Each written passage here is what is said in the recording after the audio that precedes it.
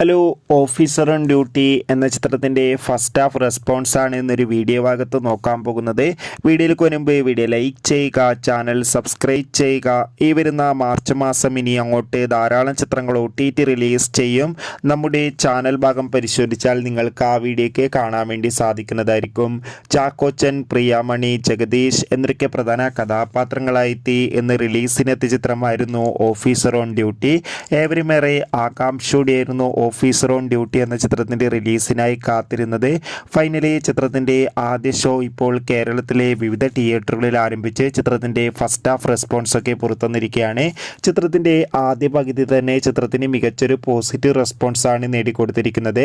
ചിത്രം മികച്ചൊരു ഇൻവെസ്റ്റിഗേഷൻ ത്രില്ലറാണെന്നും ചിത്രത്തിൽ ചാക്കോച്ചൻ്റെ മികച്ച അഭിനയം തന്നെ കാണാൻ വേണ്ടി സാധിക്കുന്നുണ്ടെന്ന് റിപ്പോർട്ടുകൾ സൂചിപ്പിക്കുകയാണ്.